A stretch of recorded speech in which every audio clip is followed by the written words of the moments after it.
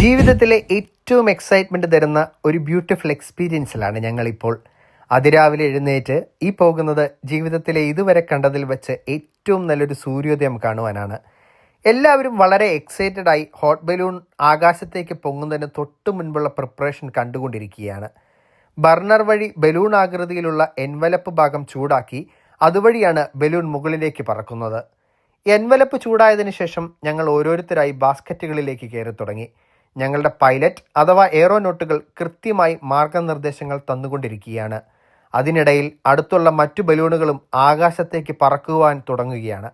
Hot balloon പല സ്ഥലങ്ങളിലും ഉണ്ടെങ്കിലും 100 അതിലധികമോ ഹോട്ട് ബലൂണുകൾ ഒരേ സമയത്ത് ആകാശത്ത് കാണുന്നത് കപ്പഡോക്കിയയിൽ മാത്രമാണ്.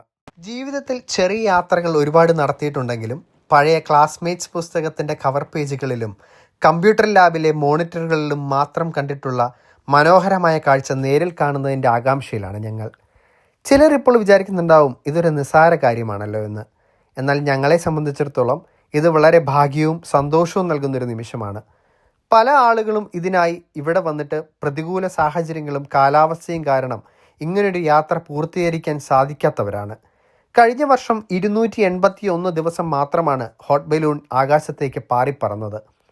ചില ദിവസങ്ങളിൽ അതിരാവിലെ ഹോട്ട് ബലൂൺ എയർ എക്സ്പീരിയൻസ് ചെയ്യാൻ പ്രതീക്ഷയോടെ വരുമ്പോഴും അവസാന നിമിഷവും പ്രതികൂല സാഹചര്യത്താൽ ഫ്ലൈറ്റ് ക്യാൻസൽ ചെയ്യാറുണ്ട്. അതുകൊണ്ടാണ് ഞാൻ നേരത്തെ പറഞ്ഞത് ഇതൊരു ഭാഗ്യം കൂടിയാണ്. യാത്രകളോട് ഇഷ്ടമുണ്ടായിട്ടും അവസരങ്ങളും സാഹചര്യങ്ങളും കാരണം യാത്ര ചെയ്യാൻ കഴിയാത്തവരായി ഒരുപാട് പേരുണ്ട് നമ്മുടെ ഇടയിൽ. ചിലർക്ക് യാത്ര ചെയ്യാൻ ആഗ്രഹമുണ്ട്, പക്ഷെ സാഹചര്യം അനുവദിക്കുന്നില്ല. ചിലർക്കാണെങ്കിൽ സാഹചര്യമുണ്ട്, പക്ഷെ ആഗ്രഹം തീരെയില്ല. ഇങ്ങനെയുള്ള കൂട്ടരോട് യാത്ര പോയാലോ എന്ന് ചോദിച്ചാൽ 100 എക്സ്ക്യൂസുകൾ പറയും. ജോലി തിരക്ക്, സമയം കിട്ടുന്നില്ല എന്നിങ്ങനെ പല കാരണങ്ങൾ. ചിലരാകട്ടെ എവിടെയെങ്കിലും പോയി ഒന്ന് റിലാക്സ് ചെയ്യാമെന്ന് പറഞ്ഞാൽ ഈ കൂട്ടർക്ക് റിലാക്സേഷൻ കിട്ടണമെങ്കിൽ തിരിച്ച് വീട്ടിലെത്തണം. ഒരു കാര്യം എപ്പോഴും നമുക്ക് ഓർമ്മ വേണം. ജീവിതത്തിൽ പല സൗഭാഗ്യങ്ങളും സ്വന്തമാക്കിയിട്ടാകാം യാത്ര എന്ന് കരുതിയാൽ ചിലപ്പോൾ നിങ്ങൾ ഒരുപാട് വൈകിയിട്ടുണ്ടാകാം. ജീവിതത്തിൽ സൗഭാഗ്യങ്ങളോ ആഗ്രഹങ്ങളോ ഒന്നും വേണ്ട എന്നല്ല പറയുന്നത്, പക്ഷെ ചിലത് അത് ചെയ്യേണ്ട സമയത്ത് തന്നെ ചെയ്യണം. കൂടാതെ ഓരോ യാത്രകളിലെ അനുഭവങ്ങളും നമ്മളെ പുതിയൊരു മനുഷ്യരാക്കി മാറ്റും.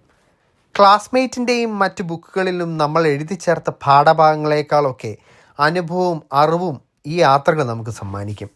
ആരോ എവിടെയോ പറഞ്ഞതുപോലെ ഇപ്പോൾ വിട്ടോ, കുറച്ചുകൂടെ കഴിഞ്ഞാൽ മധുരമിട്ടൊരു ചായ പോലും കഴിക്കാൻ പറ്റിയെന്ന് വരില്ല.